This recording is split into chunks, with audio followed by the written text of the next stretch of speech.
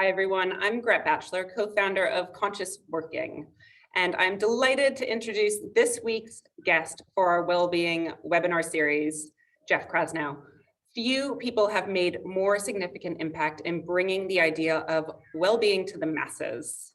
Having run Wanderlust, a global wellness event business since 2008, he is perhaps better known now as the founder and CEO of Commune Media.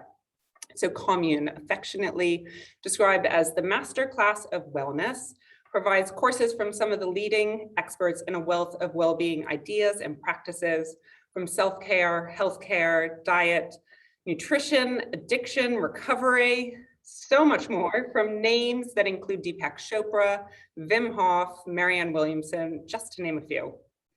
And since 2018, Commune has grown its community to over 2 million people, and it's on a mission to reach 1 billion people in its lifetime. No small task.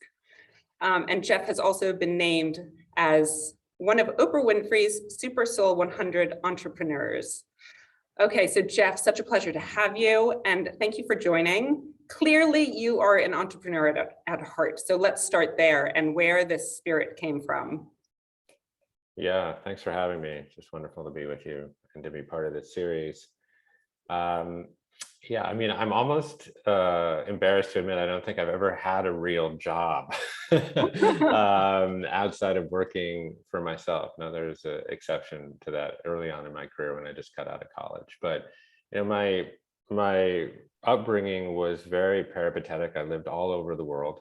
And was immersed in all sorts of languages and cultures from a very young age, and learned that I really had to make my own way in the world. I was, every 6 months moving into a new school with a different language. I was actually a quite chubby kid, so I was always really struggling to fit in and to belong, and really just, I think, had to learn to kind of really make my own way. And I think that in retrospect, as I look back on my life, the common thread to it has really been about building community and building belonging, and building. So yeah, I don't come from a family of entrepreneurs per se. But I was a musician out of college, and there is no choice but to be an entrepreneur when you're a musician. And I learned a lot of skills during that time about how to organize and how to bring product to market, and about design and production and look and feel, and then was fortunate enough to find my passion for well-being and be able to merge a lot of those core competencies into the space of wellness, which at that juncture, to be honest, didn't have a lot of business savvy. And I can tell you a little bit about that inflection point if that's helpful. Yeah, let's talk about this and how that interest started. And did it happen all of a sudden, or did it grow over time? Yeah, well, my superlative half, Schuyler, is a yoga teacher.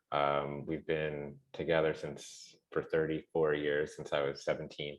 And I was running a record label and management company in 2001, and my office was just 2 blocks north of the World Trade Center.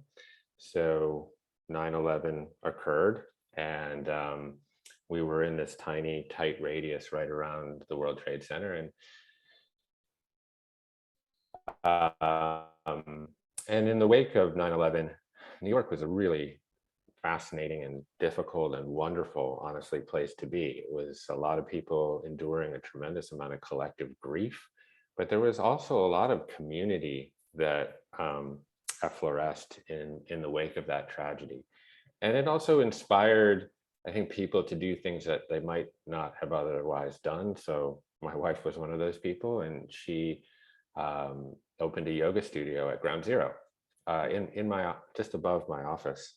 In fact, you had to sort of walk through my office slightly to get there.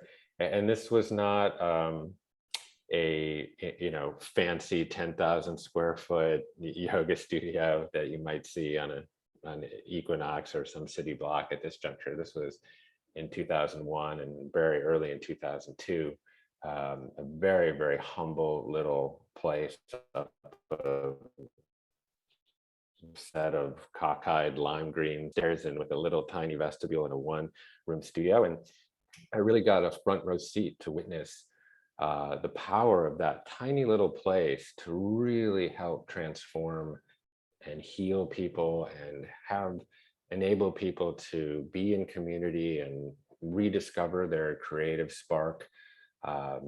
That, I mean, time and time again, every day I would watch people file into this little room, get on their mats, sweat, emerge into this tiny little vestibule lobby with open hearts, and sit on a tiny little futon and pour their hearts out to each other.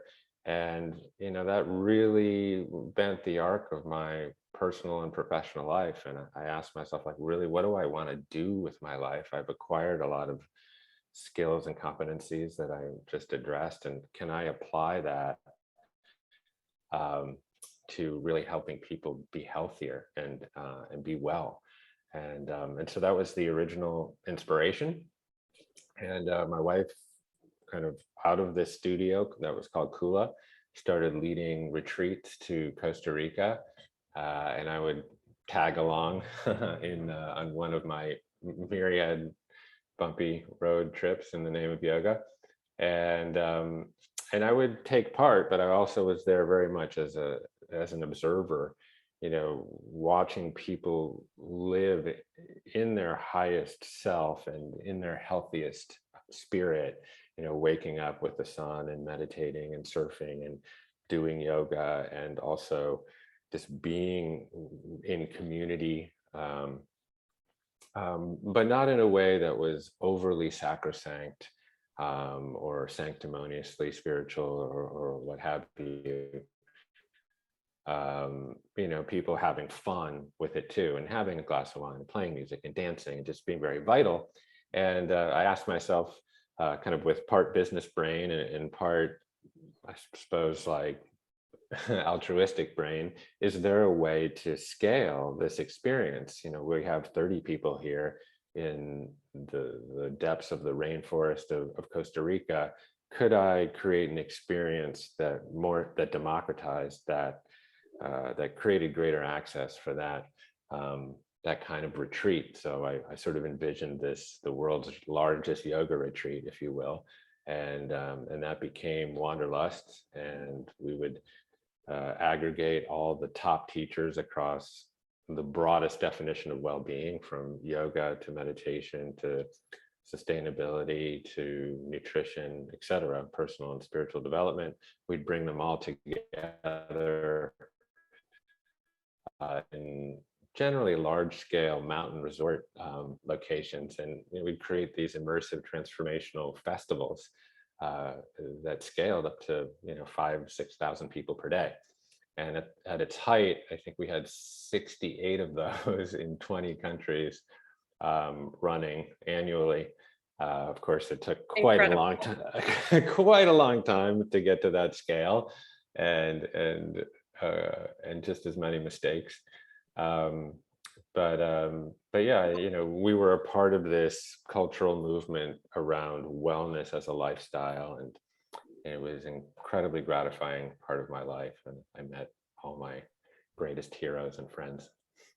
Well, it's interesting to hear how it got started also from something that, is so drastic. But that there's also, things some positive forces that can come out of that when we're put in difficult situations. Isn't that always the case? In the moment, we don't see that some of our rock bottom experiences can be our greatest teacher. Yeah, so true. I mean, even now through COVID, so many people are making changes in their lives, and there is some good at the end. You have to find the silver lining sometimes, or you're able to look back and see, oh, right, that was the good thing that came out of that. Yeah, it's like, what can I learn from this experience in this moment? Yeah. So just talking about Wanderlust, where is it now and what's happening? Are you still involved with it? I'm on the board of Wanderlust. I did sell my equity stake in it a couple of years ago. We did take institutional investment, and it was time for our partner to to have their liquidity event. So it was a growing up experience, and but all in all, it was a wonderful experience. I don't have any regrets with it. And obviously in the time of COVID, it's been difficult to run an events business. So I would say that the business is quasi mothballed until the world opens back up again. And People can actually go places. yeah, but there's, I think, it's a fantastic brand that means a lot to people.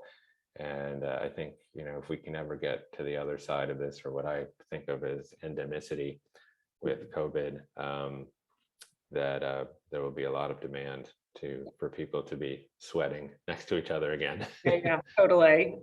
Be in person in a studio, at a retreat, wherever, just sweat, flow and sweat.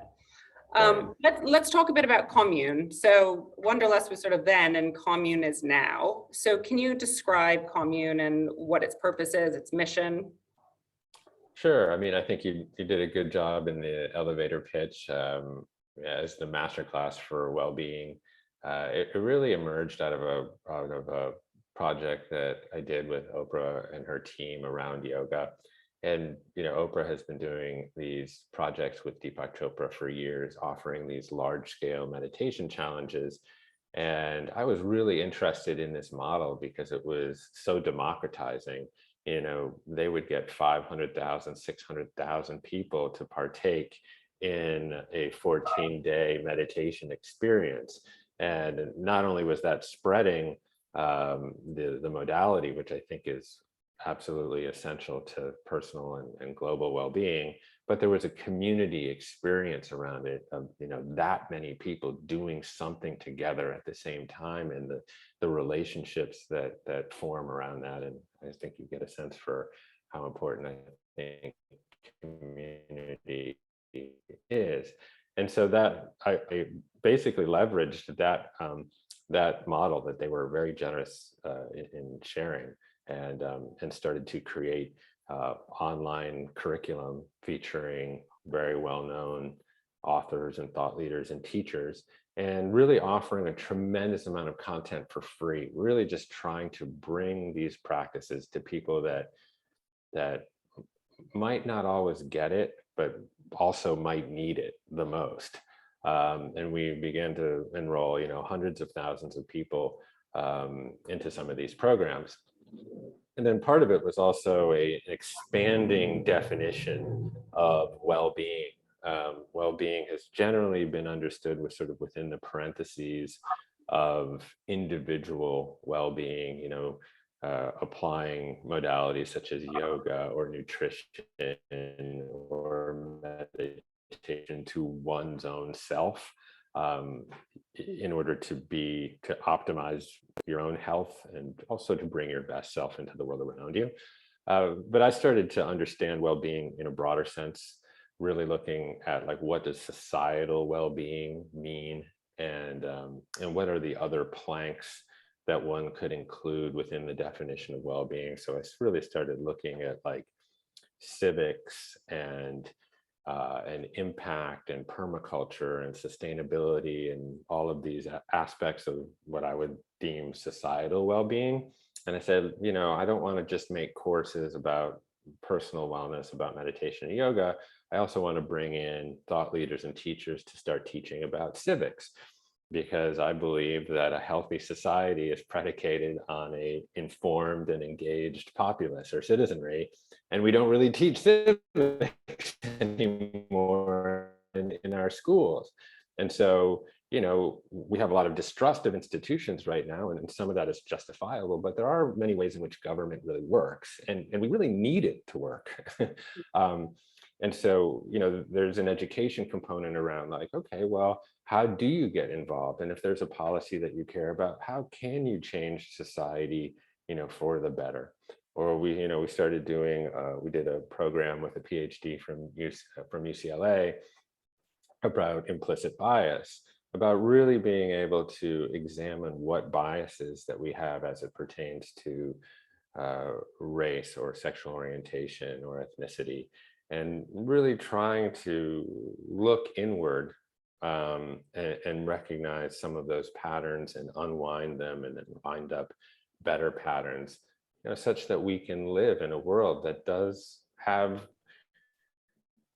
more equal outcomes. So, I started to really try to redefine at least my definition of well-being, and then try to convince other people to share some of that vision.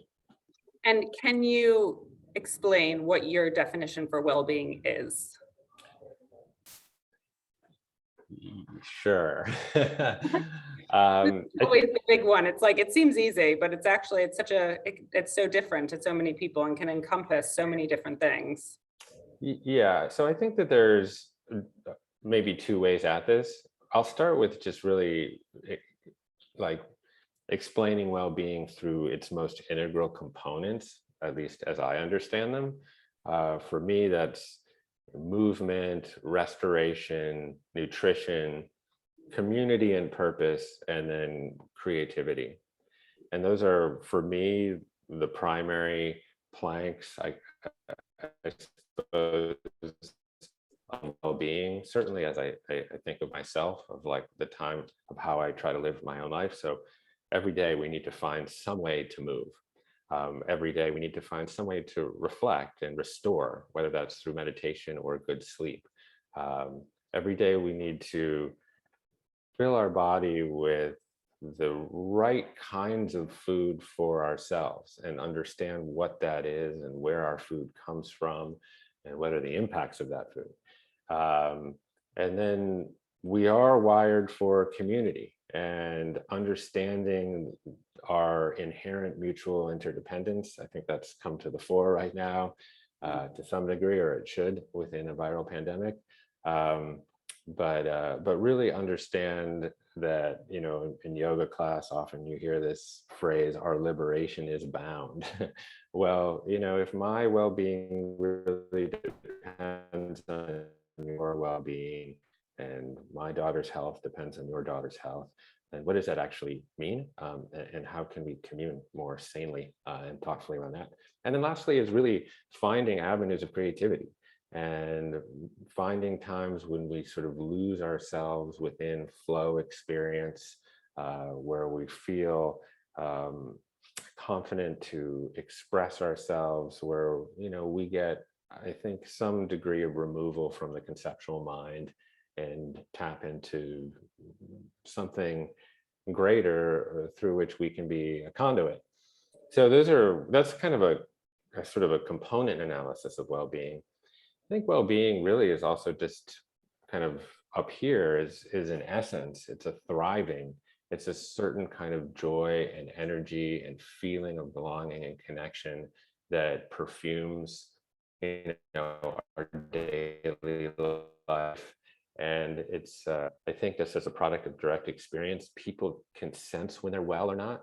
I mean, we all sense when we're walking down the street and we have that little extra pop to our step. And when we interact with people, we have that little extra energy. We're really interested in what they're doing. We sort of become outside of ourselves. And, this speaks to, I'm a, fledgling Buddhist. And, part of that tradition is a recognition of impermanence, and also the realization of the non-self.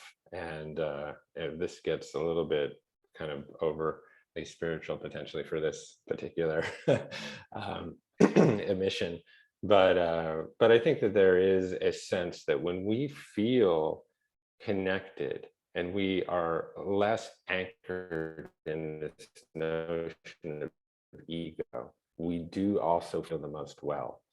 And so that, that's my understanding of well-being as it exists currently. Yeah, and I don't think that idea was too esoteric or anything. And I think that over the past year, when we've been speaking to businesses, that feeling of connection has really been, that people have been missing that. And actually, even though reentry is happening, it's still in a hybrid way. And it's, they're going back to an office, but things are still uncertain. But they're craving this connection, and well-being, part of well-being is that connection. Yeah, and I Yes. think just to punctuate that for 1 second, I do think we need to define new metrics around well-being and how we measure it. Certainly on a societal level, for probably too long, we've looked at things like the gross domestic product or the Dow Jones Industrial Average as some sort of reflection of our national well-being, and certainly, wealth and income can be somewhat correlated to happiness and well-being to a certain degree. We also look at things like war and famine and disease to measure, justifiably so, just kind of global well-being. And then, of course, even from there, we've started to see some more progressive countries start to look at well-being indexes like literacy and child poverty and nutrition and trust in institutions and social cohesion and sustainability and biodiversity and carbon emission and air and water cleanliness as more apt, more appropriate metrics for well-being. But within business culture, I also think that there needs to be a definition of well-being that we can come to around, trust and distributed leadership and empowerment, and a lot of these elements that I think help to define what a successful business, a healthy business culture looks like. Yeah, and we were actually having a conversation about trusted teams, and that when you can have a team members that you trust and they inherently trust you, that actually, despite working in a different office, in a different place, that actually you have that relationship, and so you're actually able to work better together. Which brings me to my next question about how your team at Commune has been working over the past 18 months, what changes have happened, and how you tackled remote working. Yeah, so well, prior to the pandemic or lockdown, if you will, we had like a grown-up office where like I wore pants and a shirt and showed up, and there was a water cooler and some things that were stereotypical of an office environment. But our lease ended during COVID, and the nature of our business really just allowed us to be completely remote. And I understand that that doesn't work for every company, but I do think that there was a tremendous amount of inertia pre-COVID around remote work. And I'll raise my hand. I was, a little old school. I kind of subscribed to these notions that we need community and we need face-to-face interaction, and like the magic that happens in the soft tissue, next to the water cooler, and some of the creative spark that happens kind of outside of the structured office time or structured meetings and stuff like that is really important. And I don't think I've completely migrated away from that, but I have seen a lot of benefits to remote work. I mean, overall, efficiency is up, just general employee happiness is up. We've had no turnover, 0. Now, we're not a huge company. We're 20 people, so it's not a huge. I'm not facing some of the same obstacles or issues as Google or something like that. But I think that a lot of it comes down to what is the kind of culture that you want to create within your team. And, for us, I've really subscribed to a philosophy that around trust and decentralization of decision making and empowerment, and that but in order to achieve that, you really need to focus, for at least for me, on mission fluency. So you have a very, very centralized, well-articulated mission. You develop a tremendous amount of fluency around that, and that might actually mean like everyone needs to recite it, yeah. In a meeting or something like that. But that really gives a lens through which everyone can make decisions and feel like also that they can make some mistakes. But from a leadership perspective, it's such a great relief because I don't have to make every decision. In fact, the less decisions I make, the better. And my team feels so entrusted, such that like they can actually just work any hours that they want, provided that the work gets done. And so that creates a tremendous amount of flexibility for some of the young families that work at Commune, because kids, and they're shuttling people around, or some people work better at night, or some people have to do customer service at weird hours or whatever. And for us, it's really just contributed to just an overall sense of greater well-being within the company. So yeah, that's been our recipe. Got it. I know, that's great. And it's those trusted teams. It goes back to, people can be authentic and say what they need, how they need to work in order to deliver their best. Yeah, so I would also just say we do things like meditate as a group. I mean, well, I was just going to ask you, about some of your personal practices, but then also some of the things that you do as a team. That would be really interesting to hear about. Yeah, well, in terms of my personal practice and things that actually overlap between, my personal modalities and the team, meditation is a big part of my life. I mean, mostly a Vipassana meditator, so I follow that tradition. But it's not uncommon for the leader of a particular meeting, the person that has the core responsibility for that team, to begin their meetings with some sort of meditative practice. Oftentimes that's breath work, but it also could be some kind of more like council-like experience where we all just check in with each other. It could be just, a minute of silence where we're just actually witnessing our breath, or listening to sort of the polyphonic symphony of sounds around us that we generally hear as monophony. Just becoming more aware of phenomenon arising in the present moment. And that really brings us into presence with each other. And we're not, when we begin a meeting, we're all focused, we're all there, we're all meeting each other, we're all actually listening and maximizing each other's time, to be honest.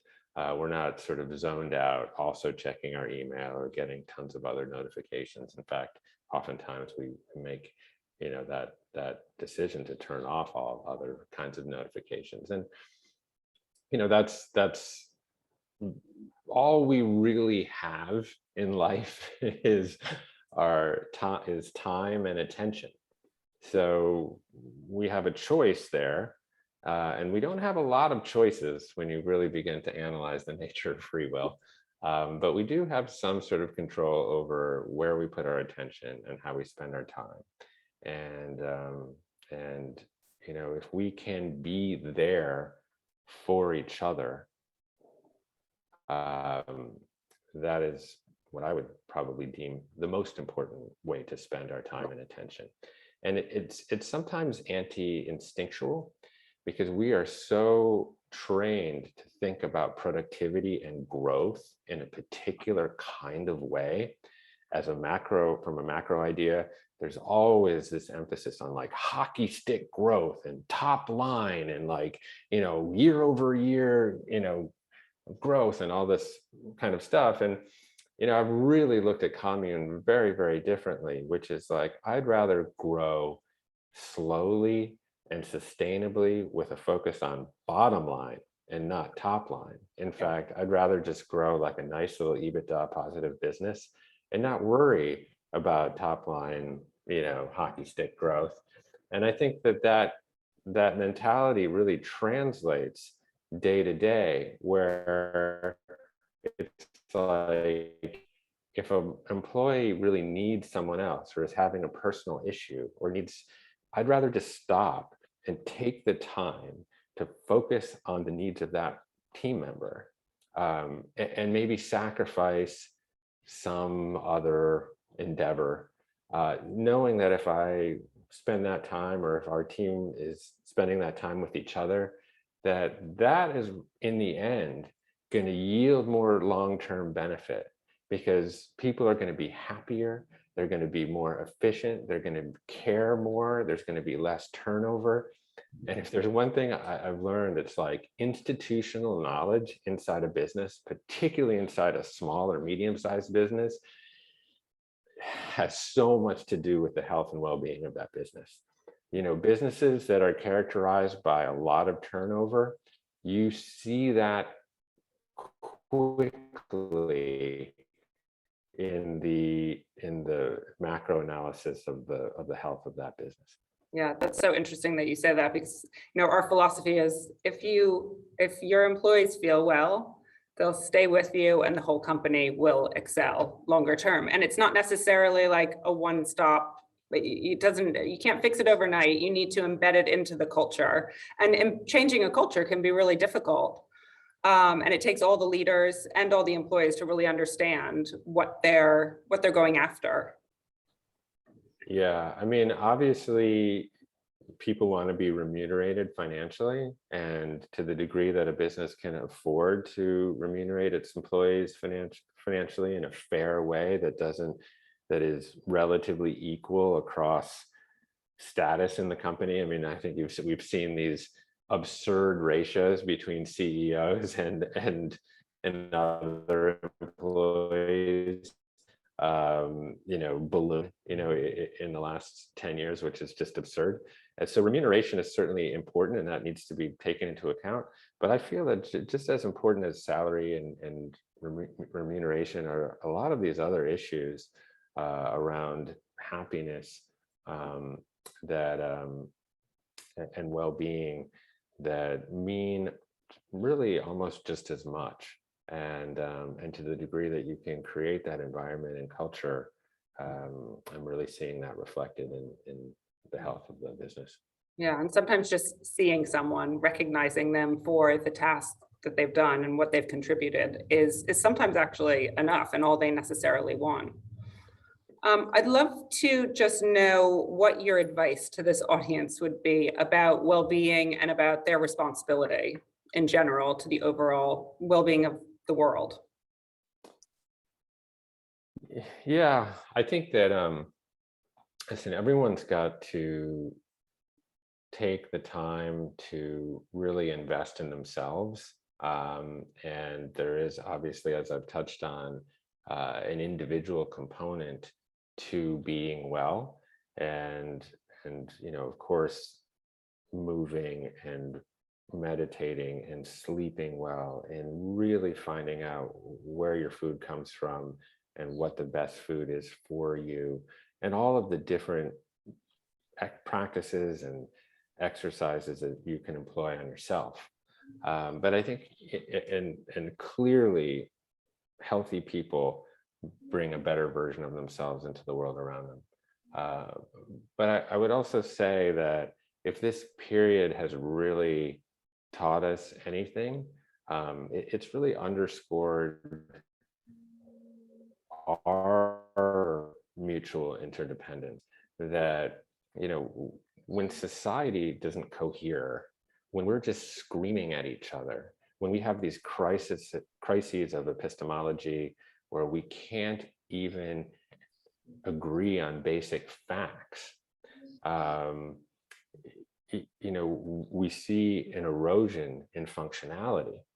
And as I look around, and I think many people share this notion, is that I see a global culture that is in amygdala hijack, that we're essentially cortisol infused, epinephrine infused on a constant basis in this kind of psychological fight or flight mentality. And this is really contributing to a lot of societal degradation, and we can see it like everywhere, in our political systems and our economic systems, certainly in our greater global debate about public health. We just simply cannot have thoughtful and respectful public discourse. Like the ideas marketplace has been so polluted, and it is so toxic that we just cannot seem to get our mutual hands around some of the biggest, most salient challenges of our time.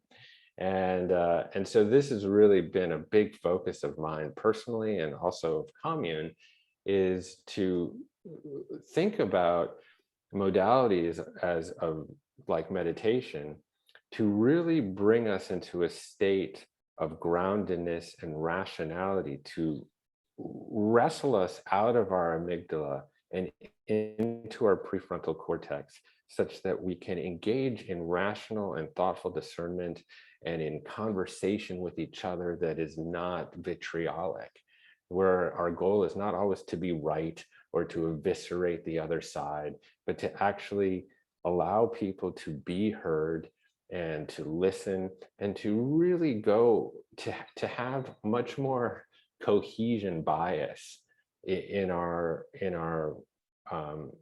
dialogue. I mean, I really just feel that society's greatest projects have always been predicated on our unique human ability to cooperate flexibly at scale. And you can see this inside businesses all the time. The businesses that seem to find compromise and cooperation and at scale and with flexibility tend to be the ones that really, really succeed. The ones that have sort of like charismatic authoritarian dictator who's always right and thumping their chest, those can have peaks, but they tend to have a lot of valleys as well. And we've seen that in our global leadership politically as well as in private enterprise. So, this is what I would say is like, you feel most in your greatest symbiosis when you're grounded, when you're coming out of a meditation or a yoga class. The body, human body, is not that different than the body politic or the body of a corporation. It's a corporation. This comes from the word body. So if a company or a business can exist within that same equilibrium, within that same kind of symbiosis or parasympathetic state, the rest and digest state, where people are able to reason and discern and cooperate, then I think we're not only going to see success on an individual level or on a corporate or business level, but also at a global level. That's amazing. Thank you so much for that, Jeff. A great insight. And it's like, we need to come together, and sometimes coming together, it's agree to disagree. And that's it in any sort of relationship, no matter what. Yeah, without being disagreeable. Yeah, exactly. Yeah, exactly. Yeah. Thank you so much for your time. It's been an honor and a pleasure to have this chat with you. And I know the audience, the global population at Capri, will get a lot out of it. So I appreciate it. Yeah, lovely. Thanks for what you're doing. I think the work you and Tom are doing is essential, and I'm glad you found it a pathway to be able to lend your considerable talents to something that I think is very important and honestly quite underserved. So thank you. Thank you. Thanks so much. Nice.